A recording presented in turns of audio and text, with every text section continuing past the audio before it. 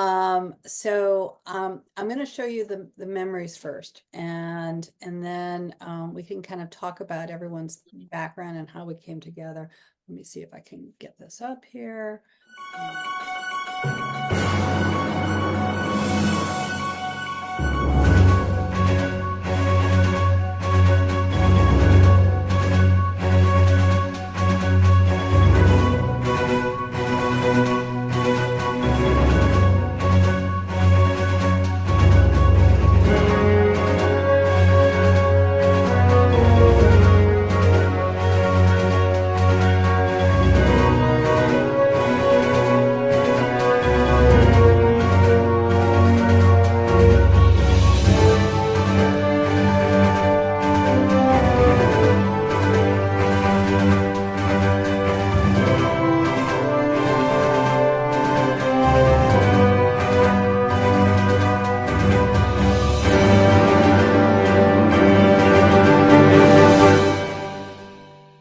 Photos, then we can definitely add that to the clip and make it bigger, because that was so much fun. It was so much fun to do.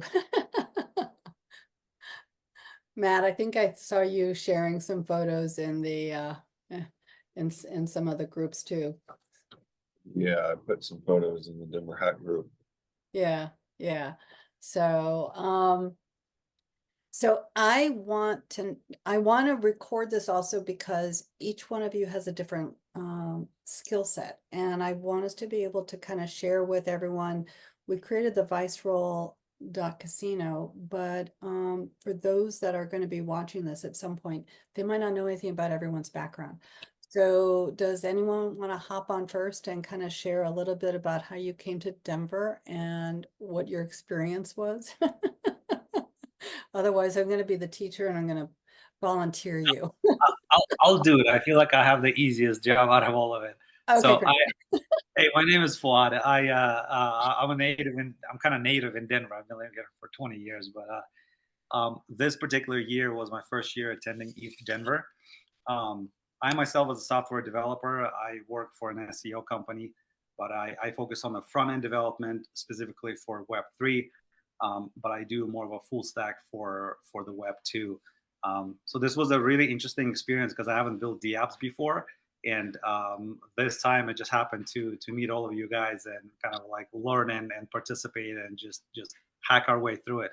So that's kind of my experience in a nutshell.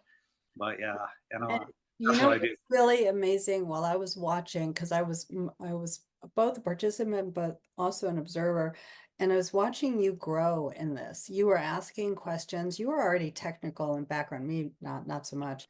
But when you were going to those classes, that we went to at the college, and then you were kind of bringing Matt and myself in and saying this and this and this, and it was fun. It was a lot of fun to see all this. So, did you find that the classes really helped you? Yeah, I actually thought that classes gave me enough context to have a somewhat more of an intelligent conversation with Tyler. Yeah, yeah, classes were helpful. I hope they do that again next year. But by the time next year rolls over, we're gonna have far stronger chops.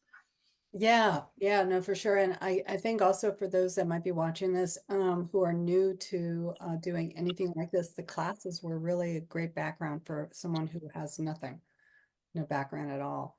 So, Tyler, I know you're sick, but you have a phenomenal background too. Are you able to mention anything about your background at all?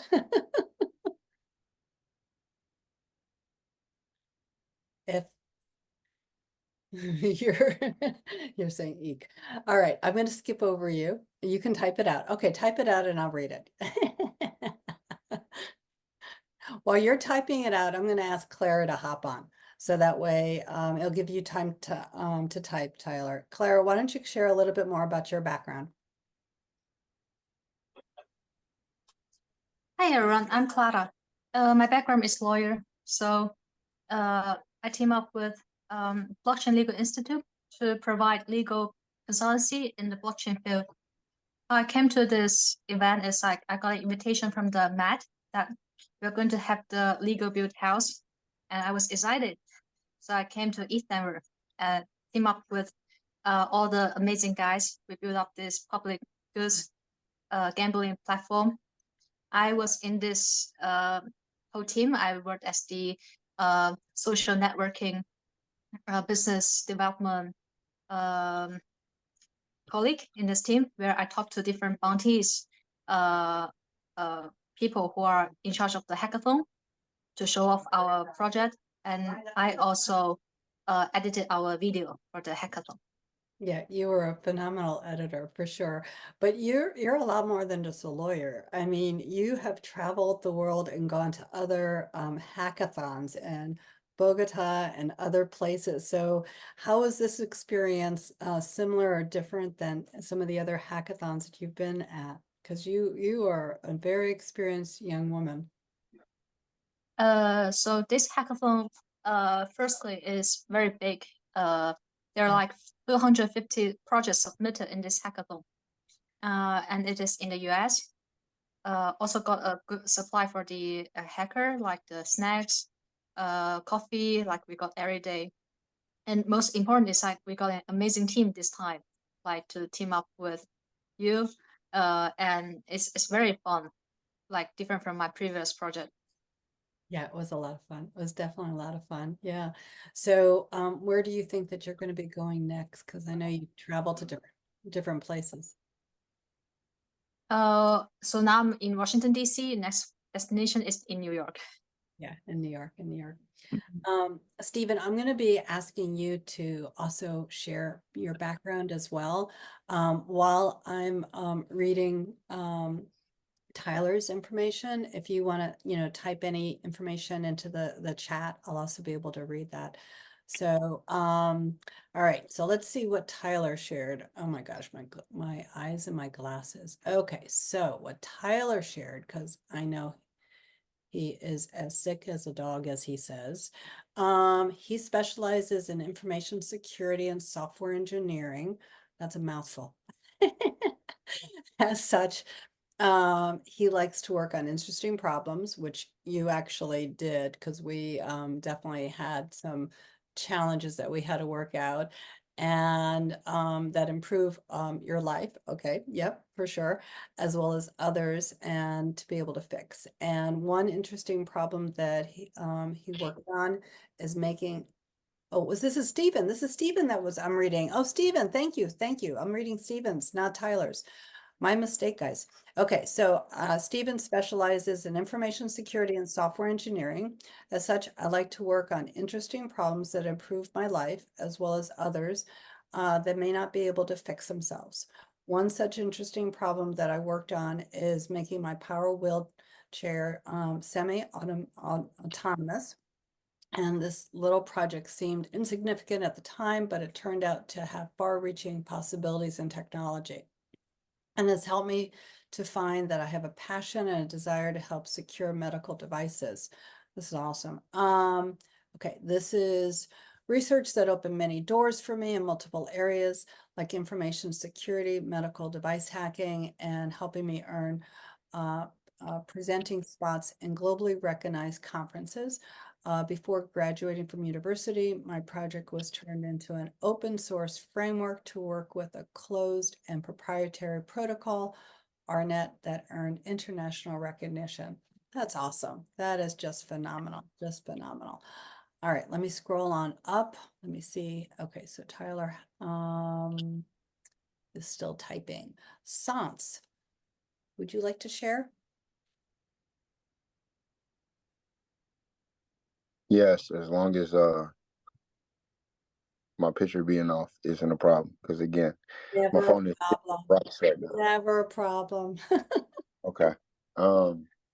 So I am self-taught blockchain educator. I came in space late 2016, 2017, around the ICO time.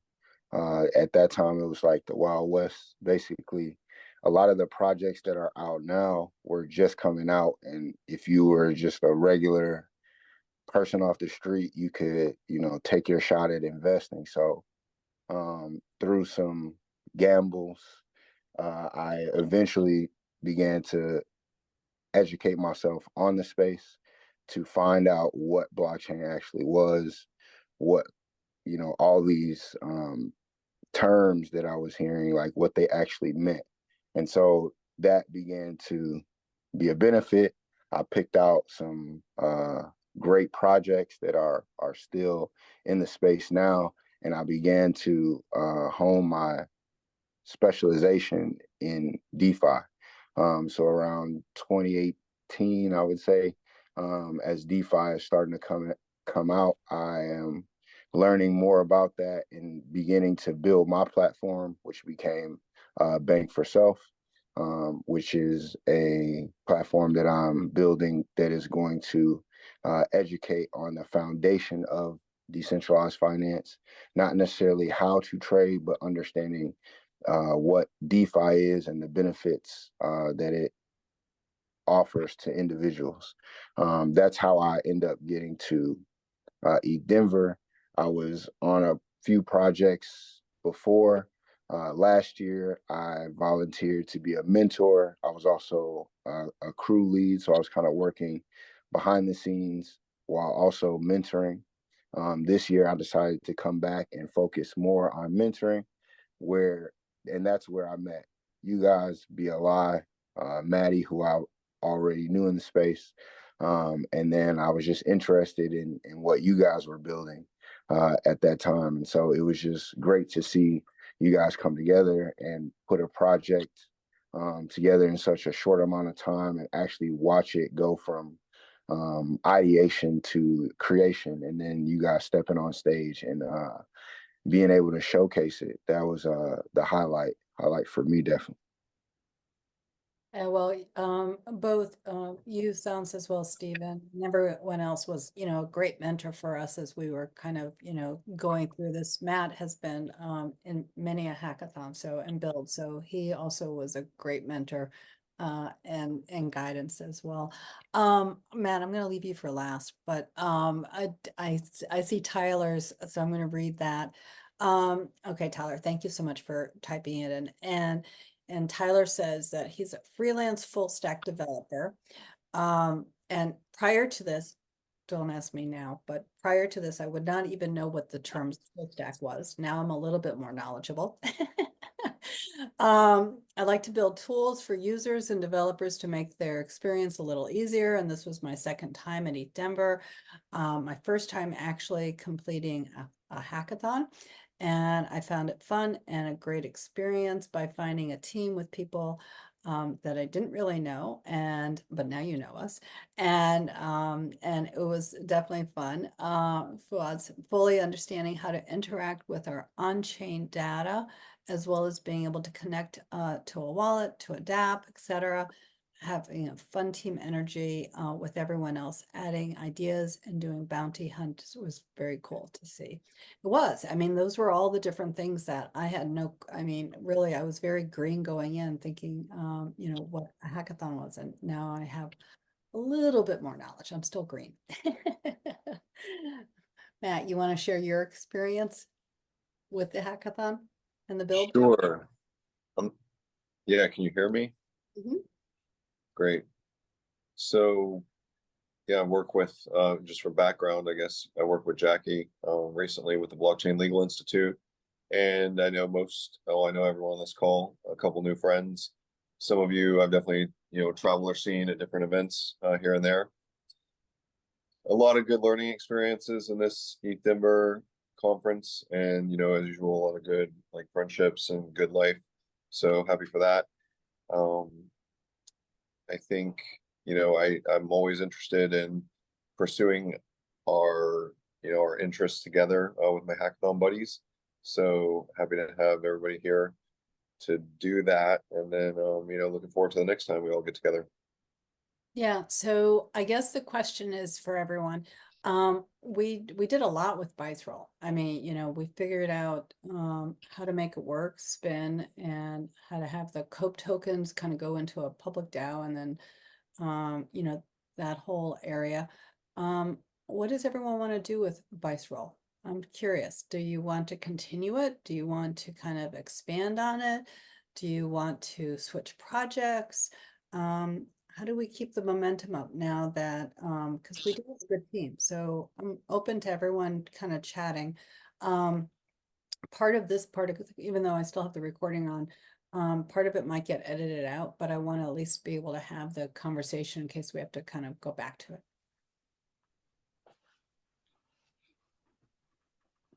What's everyone's thoughts?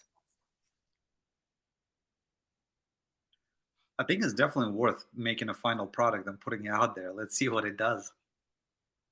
How do we do that? And how do we do it with or without licensing? Okay. That's the question I can't answer. Well, I guess what else is needed? I mean, our tech people will know what else is needed because I don't know what to make it more live or marketable. I mean, what's needed next? Well, I'm not necessarily tech, I wouldn't say, but I will say this. What if you just did that? What if you created a product and then licensed it out to someone? Because there are a lot of projects right now, again, in the DeFi space that are either utilizing some type of system like that or wanting to utilize a system like that. And if you already built a component for them, they don't have to do that. You can just license that out, and then you don't have to, create a product and license it yourself. Yeah, no, that's a great idea. It's sort of like white labeling something. Matt, what are your thoughts? I think that there's opportunity to provide a product to the ecosystem as a casual game that can collect tokens into a DAO. It doesn't need to be called, any like other things other than casual gaming. They can collect tokens into a DAO that can be voted on. So if the contracts are pretty good, the DAOs themselves could use them. So the DAO itself could use it as its own little, you call it like a buyback mechanism. I think it's interesting. Okay. I know that, let's see, Tyler, you just put something new in the chat. You said better front end, more smooth transitions, better contract events, maybe to do communications. Okay. Yeah, I'm with Tyler on that one. I think we need to clean up the front end a little bit to make it maybe even actually bring in the full app rotating and all that, and just to make sure the front end is looking flush. That's one of the pieces that's missing for me for it to go online and actually be a product that we share with people. So are we thinking that we're going to be creating this as a template then that we can market to different organizations? I don't know. That's one idea, I guess. I was thinking when we were talking about licensing, that was just one idea I had. But of course, finishing the actual like demo, yeah, is the first piece, and then we can have our cool biz dev people like Clara and Jockey work on it. Provide us with a brief on the market opportunity. I like that idea. Stephen said, and server infrastructure. Okay. So if where is all this housed right now? Is it, we have the website, is, Yeah, so we have all the pieces connected. We have code sitting on GitHub. We have apps sitting on Vercel, domain pointing to it. So SSL's running. So that piece is kind of already operational. what What was else? that? Yeah. Sorry, what was it that we stopped paying for? Because I remember I saw a message in one of our groups that we were going to stop paying for something. Stephen, what was it? I think you had, someone had said something. Also, Stephen wrote, AKA, are we selling it as a SaaS? I don't know. Are we? Increasing, like scaling this a little more and possibly adding a couple different games into it. So maybe roulette is one of them. Then you swipe to a tic-tac-toe, swipe to some other easy game, right? So it becomes like a plug and play of different plethora of games. kind of becomes its own gaming app. Swiping to a new game is cool. I don't know if people do that, but that sounds cool. Or I mean, more swiping like between- you log in and there's several games to choose from, and every game is like, I don't know, one token or something. Yeah, but swiping to a new game is hot. That's actually pretty awesome. Along with some entertainment in between, you know, Web3 Lottery is a nonprofit. So it would have to have all of that stuff in place for us to see like a path forward, really. Otherwise, we would just do casual gaming. We would do it a little bit more, not to make money in the way like we would think of it now. You know, other things is it could have a token. You know, it could have its own token that we wouldn't even need money. It would just need liquidity. That's very interesting. Those ideas into DAO and vote on them with our Cove tokens.